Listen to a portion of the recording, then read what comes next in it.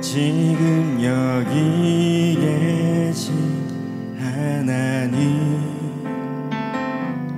온 천지 만물을 지으시고 다스리는 큰 권능과 능력으로 주의 말씀이 이루시니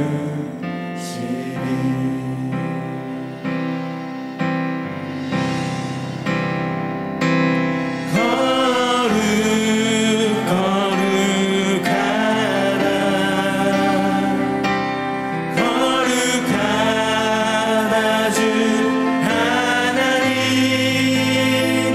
곧 전능하시니여.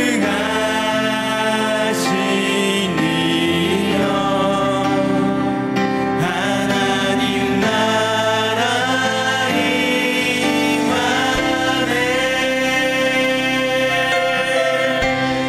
주 임재하실 때, 주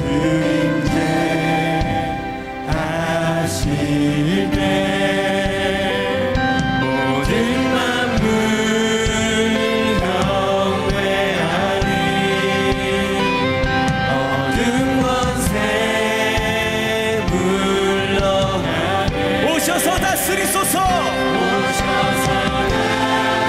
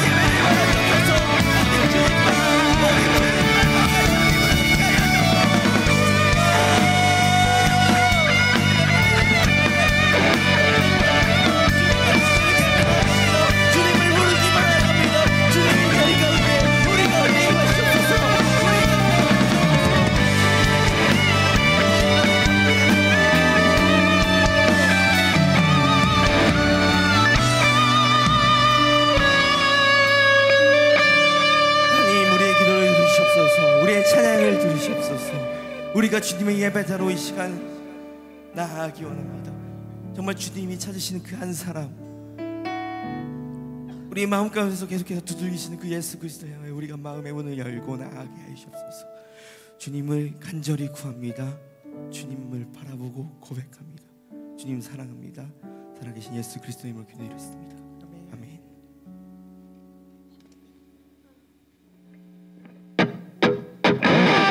저 높은 하늘 위로 밝은 태양 떠오르듯이 주저앉지 않으리. 어떤 어려움에도 주의 길을 선택하리. 빛 가운데로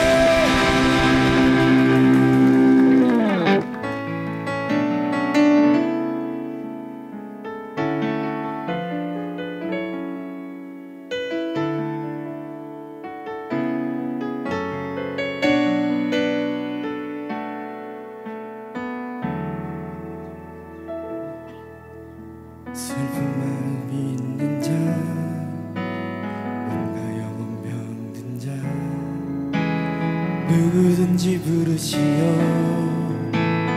예수 이름 부르시오 그 이름을 믿는 자 그 이름을 부르는 자 그가 어떤 사람이든 그는 구원 얻으리. 우리 같은 줄로 한 번 더 고백합시다. 슬픈 마음 있는 자 몸과 영혼 병든 자 누구든지 부르시오 누구든지 부르시오 예수 이름 부르시오 예수 이름 부르시오 그 이름을 믿는 자 그 이름을 부르는 자 그 이름을 부르는 자 그가 어떤 사람이든 그는 구원 얻으리.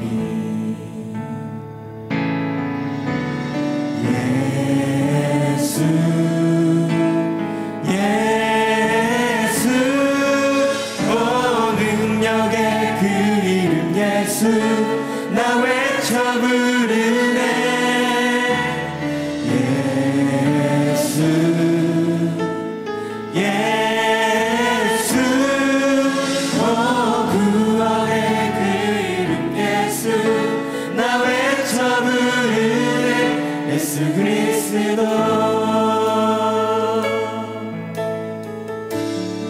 슬픈 마음 있는 자 슬픈 마음 있는 자 몸과 영혼 병든 자 누구든지 부르시오 예수 이름 부르시오 그 이름을 믿는 자 그 이름을 부르는 자 그가 어떤 사람이든 그는 구원 얻으리. 아멘. 예수 예수 예수 오 능력의 그 이름 예수 나 외쳐 부르네 예수 예수 오 구원의 그 이름 예수 나 외쳐 부르네 예수 그리스도. 은가금 내게 없으나 은가금 내게 없으나 나 가진 건 너에게 주니 능력의 이름 예수라 그 이름을 붙드시오 그 이름을 믿는 자 그 이름을 믿는 자 그 이름을 외치는 자 그 이름을 외치는 자 그가 어떤 사람이든 그는 주의 영광 보리라.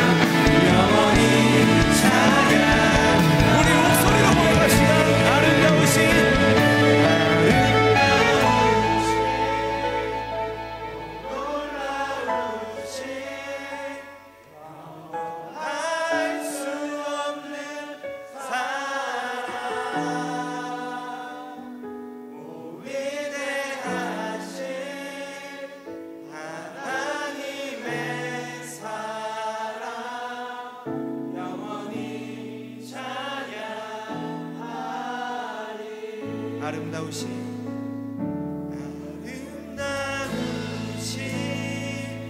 오 놀라우신 영원할 수 없는 사랑 오 위대하신 하나님의 사랑 영원히 우리가 찬양합니다. 부르짖어 나갑시다. 아름다우신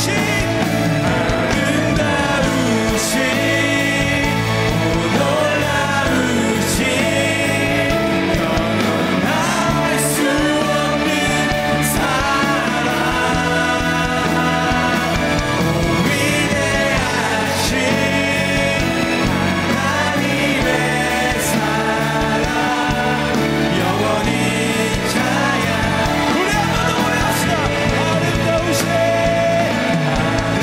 놀라우신 영원할 수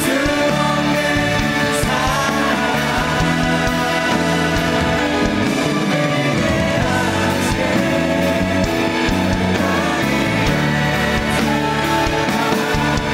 영원히 찬양. 자, 오늘 제목은 어디까지입니다. 오늘 설교 제목은 어디까지. 그래서 용서에 관한 말씀을 나누고자 하는데요. 용서 과연 어디까지 해야 하는가? 이것도 용서해야 하나? 이게 그리스도인의 사랑인가? 이게 그리스도인의 용서인가? 라는 질문들을 스스로나 또 타인에게 할 때가 많이 있는 것 같습니다. 그래서 용서에 대해서 말씀을 보면서 나누도록 할 텐데요. 먼저 용서를 두 가지로 나눠서 보겠습니다. 타인에 대한 용서, 그리고 또 나에 대한 용서입니다. 먼저 타인에 대한 용서를 말씀을 보면서 나누도록 하겠습니다. 마태복음 5장 46절에서 48절 말씀입니다. 마태복음 5장 46절에서 48절 말씀 다 함께 봉독하겠습니다. 시작. 너희가 너희를 사랑하는 자를 사랑하면 무슨 상이 있으리요? 세리도 이같이 아니하느냐? 또 너희가 너희 형제에게만 무난하면 남보다 더하는 것이 무엇이냐? 이방인들도 이같이 아니하느냐? 그러므로 하늘에 계신 너희 아버지의 온전하신가 같이 너희도 온전하라. 아멘. 46절 세리도 이같이 아니하느냐? 세리는 민족의 반역자들로 유대인들이 혐오하고 증오하던 존재입니다. 이런 세리들도 자신을 사랑하는 자는 사랑한다 라고 말을 하는 것은 스스로 선민이라고 자부하던 유대인들이 자신들이 혐오하고 죄인이라고 정죄했던 세리와 똑같은 수준으로밖에 사랑하지 못하고 있음을 지적하는 것입니다. 선민이라고 자부하면서 세리와 다를 바가 무엇이냐? 선민이라는 교만만 가지고 있지 말고 무언가 달라야 하지 않겠느냐라고 말씀하시는 겁니다. 이곳에 모인 분들, 우리 그리스도인들이 교회만 나온다고 세상 사람들과 달라야 합니다. 그러니까 그리스도인들이 교회만 나온다고 해서 그리스도인이 아니죠. 세상 사람들과 다른 것이 있어야 합니다. 그리스도인으로서 구분된 모습이 있어야 하는데요. 사랑과 용서 가운데서도 달라야 한다는 것입니다. 예수님이 말씀하시는 사랑의 모습, 그러니까 그리스도인이라는 교만이 아니라 그리스도인의 사랑의 모습이 있어야 합니다. 47절 또 너희가 너희 형제에게만 무난하면, 무난하다 헬라어 아스파조마인데요. 행복을 빌다라는 뜻입니다. 이스라엘 사람들이 이렇게 샬롬이라고 인사를 하죠. 무난하다, 행복을 빌다라는 뜻이 샬롬이라는 인사를 나누는 것이라고 생각을 할 수 있는데요. 이렇게 그러니까 손가락을 들고 하는 것이 아니고 포옹과 입맞춤도 함께 합니다. 이런 인사는 이교도들에게는 유대인들이 하지 않았습니다. 유대인들끼리만 이런 인사를 나눴는데요. 우리 교회도 그 이스라엘 분이 한 분 계시죠? 네. 지금은 이렇게 손가락만 들고 하시는데 이제 곧 이제 포옹과 입맞춤도 할지 모르니까 네. 조심하시고요. 네. 조심하라고 하니까 이제 자매님들 심쿵하시지 마시고요. 네. 여기는 한국이니까. 네. 제가 네. 천선배로 예전에 조금 뽑아 먹다가 요즘 방도사님이 계셔가지고 얼마나 좋은지 몰라요. 네. 이것도 약발이 다 돼가고 있는 것 같은데. 네. 계속 이어가겠습니다. 형제와 대조되는 표현들, 이방인들이라고 있는데요. 유대인들은 세리나 이방인들이나 모두 죄인 취급했기 때문에 이방인이라는 표현 역시 세리와 같은 죄인이라는 의미로 사용하고 있습니다. 48절을 보면요. 그러므로 하늘에 계신 너희 아버지의 온전하심과 같이 너희도 온전하라. 여기서 이제 온전은 텔레이오스, 그러니까 하나님과의 관계에 있어서 온전함을 말하는 단어입니다. 하나님의 완전한 지배를 받으면서 하나님께 전적으로 순종하는 모습이 바로 텔레이오스입니다. 하나님의 지배 아래 하나님을 사랑하고 내 이웃을 내 몸과 같이 사랑하는 삶, 하나님의 온전함 안에서 사랑하고 용서함을 이야기합니다.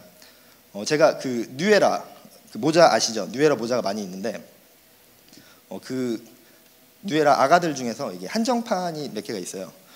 한정판이 몇 개가 있고 이게 한정판은 일단 이렇게 일정한 수량만큼만 찍어내고 뭐 디자인이나 재질이 약간 되게 독특한 경우들이 많이 있죠.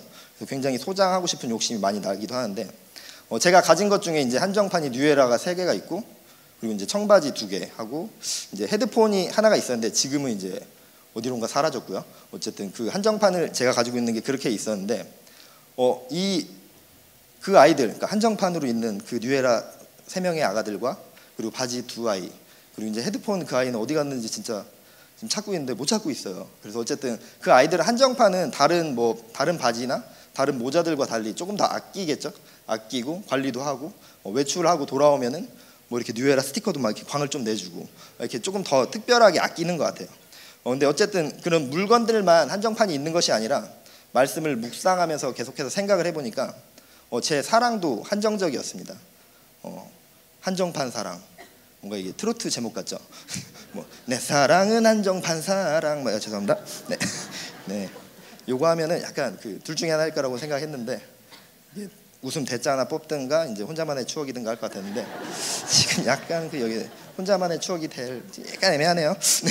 어쨌든 anyway 인간의 사랑은 한정적인 것 같습니다. 제가 싫어하는 것 중에 또 특별히 되게 싫어하는 게 있는데 이제 각자 또 있을 것 같아요. 싫어하는 것 중에 특별히 더 싫어하는 거. 근데 저는 되게 싫어하는 것 중에 하나가 제가 운전을 하는데 보조석에 앉아서 이렇게 그런 사람들 있죠. 좌회전 말고 우회전, 직진 이러고. 그러니까 제가 길을 모르는 것도 아닌데 계속 옆에서 이렇게 하는 사람들이 있죠. 근데 이런 거 이렇게 하는 걸 누구나 싫어하겠지만 저는 특별히 되게 민감한 것 같아요. 이 부분에 있어서. 근데 몇 년 전에 이제 친한 동생이 차에 탔는데 계속 이제 이런저런 얘기를 하면서 가는데 이게 손도 되게 액션을 되게 크게 하더라고요. 덕골배기 싫게. 그래가지고 좌회전 그리고 반말을 하면서 우회전 직진 근데 저희가 아는 길인데 자꾸 그러니까 똑같은 길을 가도 사람마다 약간씩 다르게 갈 수도 있잖아요.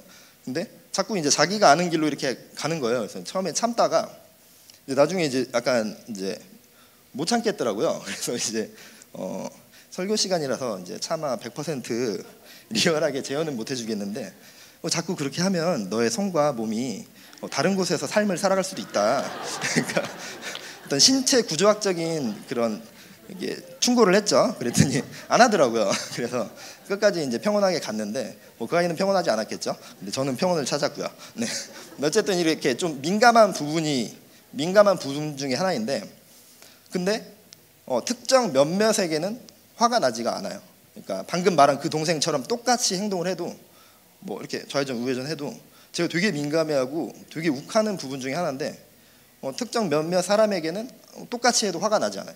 그러니까 내가 사랑을 주는 대상이기 때문에 화가 나지 않더라고요. 그러니까 내가 사랑하는 대상이면 화가 나지가 않고 내 사랑 안에 있지 않으니까 내가 사랑을 주는 대상이 아니면 좀 화가 나는 것 같아요. 그러니까 저의 사랑, 인간의 사랑은 한정적이기 때문에 용서 또한 한정적이게 되는 것 같습니다. 내가 사랑을 주는 대상들에게는 계속해서 관대하고 용서하고, 하지만 내 사랑이 미치지 않는 곳이면 욱하고 화내고 막 끝까지 용서를 하지 못하는 경우들도 있는 것 같습니다. 너희가 너희 형제에게만 무난하면 남보다 더하는 것이 무엇이냐? 이방인들도 이같이 아니하느냐? 예수님이 유대인들에게 편협한 사랑에서 벗어나서 너희들이 죄인이라고 생각하는 자들에게도 사랑을 행할 것을 말씀하십니다. 끼리끼리 문화에서 벗어나라는 것이죠. 교회에도 직장에도 또 학교에서도 끼리끼리 문화가 많이 있습니다. 끼리끼리 문화 안에서 용서와 사랑은 이루어집니다. 그러나 자기 사랑 안에 들어오지 않는 사람들, 내 영역 안에 없는 사람들에게는 용서와 사랑이 한정적입니다. 본문 말씀처럼 내가 사랑하는 자들, 내가 사랑을 주는 대상에게만 용서를 한다면 그리스도인들이 세상 사람들과 다를 바가 전혀 없습니다. 그리스도인들이 무엇입니까? 예수 그리스도의 보혈의 피로 죄사함을 받은 자들입니다. 그런데 그렇게 용서받은 내가 한정적인 사랑과 용서를 하고 타인을 용서하지 않습니다. 디모데전서에서 바울이 말합니다. 죄인 중에 내가 괴순이라. 내가 가장 큰 죄인인 것을 고백하지 못하는 삶인 것이죠. 내가 사랑하는 자들에게만 용서하고 내가 사랑을 주는 영역 안에 들어와 있는 그 사람들에게만 관대함을 보입니다. 진정한 용서와 사랑의 마음이 없기 때문에 용서가 한정적인 것이죠. 용서는 상대방이 누구인지에 따라 구분짓고 구별해서 주는 것이 아닙니다. 그리스도인의 사랑과 용서는 한정적이어서는 안 됩니다. 마땅히 누구에게나 행해야 할 그리스도인의 모습이고 우리는 무언가 구분되어져야 합니다. 마태복음 18장 21절에서 22절 말씀 함께 봉독하겠습니다. 마태복음 18장 21절에서 22절 말씀입니다. 네, 함께 봉독하겠습니다. 시작. 그때 베드로가 나와 이르되 주여 형제가 내게 죄를 범하면 몇 번이나 용서하여 주리이까? 7번까지 하오리이까? 예수께서 이르시되 내게 이르노니 7번뿐 아니라 7번을 70번까지라도 할지니라. 아멘. 21절 7번 헬라어 웹타키스는 근동 문화권에 있어서 매우 중요한 상징적 의미를 갖습니다. 하나님께서 제7일에 천지 창조를 마치셨습니다. 천지 창조를 완성하신 완전을 의미합니다.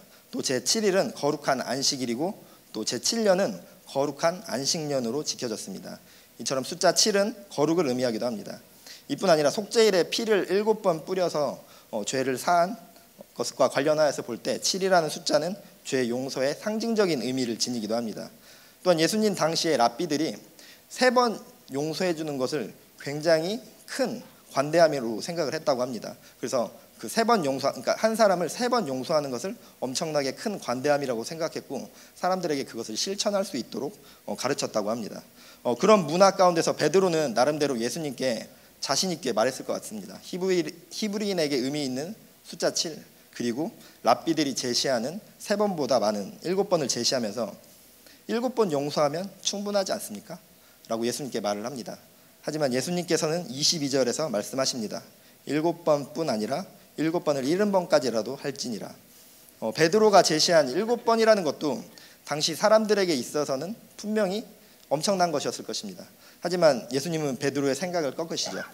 22절 7번뿐 아니라 7번을 70번까지라도 할지니라 라고 말씀을 하시죠. 웹도 메콘타키스는 70을 의미하고 웹타는 7을 의미합니다. 그런데 이 두 숫자가 합쳐진 죄송해요. 웹도 메콘타키스 웹타라는 표현이 두 가지 해석이 있는데 이제 헬라어 문법상 70 곱하기 7에서 490으로 볼 수도 있고요. 70 더하기 7 해서 77로도 볼 수 있기 때문입니다. 그래서 영어 번역본 중에 KJV나 RSV는 490으로 해석하고 NIV는 77로 해석을 합니다. 근데 어떤 해석이 맞든지 숫자는 달라지지만 의미에 있어서는 달라지지 않습니다. 예수님께서는 490번이냐 77번이냐를 이야기하는 것이 아니라 용서라는 것은 한정적인 것이 아니다. 용서의 무한함을 말씀하고 계십니다. 우리도 베드로와 같이 생각하진 않습니까? 7번이면 충분해. 이 정도면 충분하지 않나? 난 많은 기회를 줬어. 나는 정말 그 사람을 계속해서 용서해줬는데 그 인간이 자기의 기회를 저버린 거야 라고 생각하진 않습니까? 하지만 예수님은 베드로에게 말씀하신 것처럼 지금 우리에게도 말씀하십니다. 7번뿐 아니라 7번을 70번까지라도 할지니라. 타인에 대한 나의 용서가 예수님의 말씀하심처럼 한정적이지 않길 바랍니다. 너희 아버지의 온전하심과 같이 너희도 온전하라. 우리의 용서함도 아버지의 온전함 같이 온전하여지기를 바랍니다. 용서의 대상과 용서의 횟수가 한정적이 되지 않길 바랍니다. 무한한 용서를 이뤄내야 합니다. 우리가 누군가를 용서할 때 대상을 바라보고 내가 이만큼 용서했으면 됐지라는 것 자체가 이미 사랑이 없는 것이고 이미 용서하지 않은 것입니다. 타인에 대한 용서뿐만 아니라 나 스스로에 대한 용서도 올바로 해야 합니다. 죄책감에 시달리면서 나를 용서하지 못하는 것도 그리스도인으로서 옳지 못한 모습입니다. 너의 죄를 용서해 주시는 하나님의 죄사함을 거부하는 모습이기도 합니다. 하지만 타인의 죄를 용서하는 것과 다르게 내 스스로 나의 죄를 용서하는 것은 더욱더 지혜롭고 더욱더 신중하게 해야 합니다. 사무엘하 12장 9절에서 13절 말씀 함께 봉독하겠습니다. 사무엘하 12장 9절에서 13절 말씀입니다. 시작. 그러한데 어찌하여 내가 여호와의 말씀을 업신여기고 나보기에 악을 행하였느냐. 내가 칼로 햇사람 우리아를 치되 암몬 자손의 칼로 죽이고 그의 아내를 빼앗아 내 아내로 삼았도다.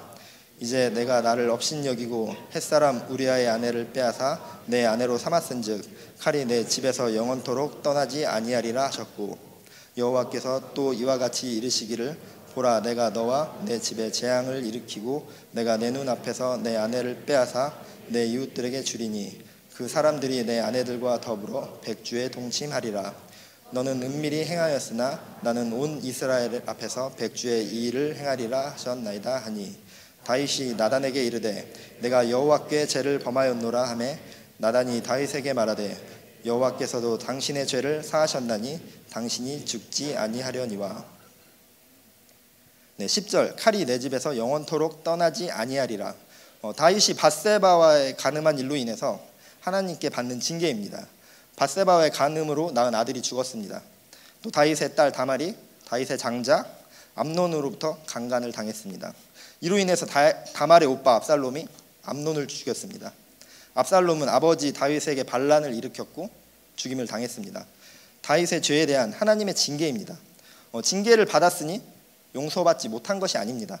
하나님께 저주받고 버림받은 것이 아닙니다. 13절 말씀, 다윗이 나단에게 이르되 내가 여호와께 죄를 범하였노라 하매 나단이 다윗에게 말하되 여호와께서도 당신의 죄를 사하셨나니 당신이 죽지 아니하려니와. 이어서 이제 잠언 3장 11절에서 12절 다 같이 봉독하겠습니다. 시작. 내 아들아 여호와의 네. 잠언 3장 11절에서 12절 말씀입니다. 핸드폰으로 찾아주실까요? 네. 성경책도 좋고요. 보통은 제가 말을 잘못했네요. 죄송합니다. 성경책으로 찾아주시고 핸드폰도 좋습니다라고 해야 되는데 나 핸드폰으로만 보니까 죄송합니다. 정신을 차려야 되겠네요. 네, 잠언 3장 11절에서 12절 말씀입니다. 네, 다 같이 읽겠습니다. 시작. 내 아들아 여호와의 징계를 경히 여기지 말라. 그 꾸지람을 싫어하지 말라. 대저 여호와께서 그 사랑하시는 자를 징계하시기를 마치 아비가 그 기뻐하는 아들을 징계함 같이 하시느니라. 아멘. 하나님은 다윗이 회개할 때 용서해 주셨습니다. 하지만 징계가 사라지진 않았습니다. 아무 일도 없듯이 넘어갔다면 다윗은 밧세바의 간음에 대해서 그때 잠시 회개하고 스스로 뉘우쳤을지는 모르지만 시간이 지나면서 망각하고 무뎌졌을 것입니다. 우리가 잘못을 저지르고 죄를 지을 때마다 징계를 주신다는 말이 아닙니다. 그때마다 징계를 받으면 하루 종일 징계받고 일주일 내내 징계받고 1년 내내 징계만 받겠죠. 죄를 지을 때마다 하나님께서 징계를 주신다면요. 네, 하나님께서는 인간의 나약함과 망각을 아시고 필요에 따라 죄에 대한 징계 또한 주실 때가 있습니다. 하지만 그것이 너 죄 지었으니까 벌 받아라, 너 죄 지은 만큼 당해봐라가 아니라 징계를 통해서 죄를 깨닫고 회개함으로 용서받고 다시는 이 같은 죄를 짓지 말라는 하나님의 사랑이고 용서 그 자체입니다. 하나님께서는 우리에게 주시는 징계는 각 사람에게 맞는 고난과 시련을 통해서 깨닫게 해주시기도 합니다. 또한 도덕적, 사회적, 법적 책임을 통해서 받게 되는 징계도 있습니다. 마가복음 12장 17절 말씀인데요. 제가 읽어드리겠습니다. 예수님께서 가이사의 것은 가이사에게, 하나님의 것은 하나님께 바치라. 하나님의 것은 하나님께, 그리스도인으로서 하나님의 말씀을 따르고 또 가이사의 것은 가이사에게, 사회법 또한 잘 지키는 것이 올바른 그리스도인의 모습입니다. 나의 잘못과 죄로 인해서 누군가 상처를 받고 피해를 받았다면 도덕적, 사회적, 법적 책임을 달게 받는 것도 상처받을 자를 향한 죄사함의 모습이고 또 자신의 죄를 돌이키는 회개의 모습입니다. 책임을 피하기 위해서 사과하고 징계를 받는 것이 싫어서 선처를 바라는 것은 그리스도인의 올바른 모습이 아닙니다. 죄에 대한 징계 또한 하나님께서 주시는 용서입니다. 하나님의 사랑이고 용서 그 자체입니다. 내가 받아야 할 징계를 올바로 받고 하나님께 용서받고 상처받은 자를 향한 위로와 나 스스로를 향한 용서를 할 수 있어야 합니다. 계속해서 나에 대한 용서를 나눌 텐데요. 나로 인해서 상처받은 사람에게 철저한 사죄함 없이 난 하나님께 회개했어, 난 더러운 죄인이지만 회개하고 용서받았어, 내 마음엔 평안이 생겼어 라는 생각을 하는 것은 옳지 않은 모습입니다. 물론 사람에 대한 사죄보다 더 중요한 것이 하나님 앞에 죄를 고백하고 무릎을 철저히 회개하는 것이 더 중요합니다. 이제 당연히 회개하면 용서해 주시고 우리 용서를 받습니다. 죄가 사해집니다. 하지만 나로 인해 상처받은 사람에 대한 마음을 우리가 만져야 합니다. 나로 인해 상처받은 자가 배제된 회개는 올바른 회개가 아닙니다. 그런 회개 끝에 용서의 결과가 나타날 수 없습니다. 올바른 회개가 아니고 사랑이 결핍된 회개이기 때문입니다. 몇 년 전에 어떤 대형교회 목사님이 큰 사고를 쳤었죠. 성도들을 성추행하고 오히려 그 성도를 신천지로 내몰았습니다. 그 후에 성추행 사실이 밝혀지면서 교회에서 파면되었고 다시는 교회를 개척하지 않겠다고 교단과의 약속을 했지만 약속을 어기고 다시 개척을 했습니다. 그리고 새로 개척한 교회 설교 중에서 사람들이 나더러 회개하라고 한다. 회개는 하나님께 하는 것이지 사람에게 하는 것이 아니다. 하나님과 나의 은밀한 가운데 하는 것이 회개다. 난 하나님께 회개했고 용서받았다 라는 설교를 하더라고요. 그래서 진짜로 저런 말을 했을까 싶어서 동영상을 찾아봤는데 진짜로 이런 말을 똑같이 했더라고요. 그래서 여튼 이분은 실수할 뻔했네요. 그분은 공식적으로든 사적으로든 피해자들에 대한 사과는 전혀 없었습니다. 하지만 본인은 하나님께 회개했고 용서받았다고 말합니다. 이것이 회개입니까? 상대방에 대한 사죄함은 전혀 없이 하나님께만 회개했으면 용서받는 것인가요? 회개가 무엇인지, 용서가 무엇인지, 사랑이 무엇인지 전혀 모르는 사람입니다. 그 모습을 바라보는 하나님의 마음은 어떨까요? 좀 마음 아파하실 것 같습니다. 회개는 하나님께 하는 것이니 난 하나님께 회개했고 난 용서받았어. 그리고 난 평안해. 난 나를 용서했어. 회개는 하나님께 하는 것입니다. 인간에게 하는 것이 아닙니다. 그 사실은 분명합니다. 하지만 하나님께 회개하고 또한 상처받은 사람에게 사죄를 구해야 합니다. 진정으로 회개하는 자들은 끝까지 자신의 죄로 눈물을 흘립니다. 나로 인해 아파하는 자들 때문에 또 이런 나를 용서해 주시는 하나님 때문에 끝내 눈물 흘리고 아픈 마음이 있습니다. 단순한 죄책감이 아니라 죄책감과는 다른 아픈 마음이 있습니다. 진정으로 자신의 잘못을 뉘우치고 회개하는 자는 하나님께 철저히 회개하고 또한 나로 인해 상처받은 자에게 철저히 사죄합니다. 그것이 올바른 회개의 모습이고 그런 올바른 회개 끝에 용서의 결과가 나타납니다. 그리고 나 스스로에 대한 용서를 올바로 할 수 있습니다. 말씀을 마치도록 하겠습니다. 용서라는 것이 어려운 일입니다. 하지만 반드시 우리가 해야 합니다.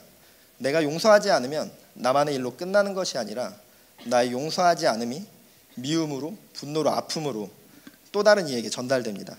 하지만 내가 용서하면 나와 상대방 그리고 주변 사람들에게까지 용서와 사랑으로 전달됩니다. 어디까지 용서해야 하나? 라는 마음이 들 때 어떻게 하는 것이 옳습니까? 어떻게 하는 것이 지혜로운 일입니까? 라는 질문보다는 어떻게 하는 것이 사랑입니까? 무엇이 사랑입니까?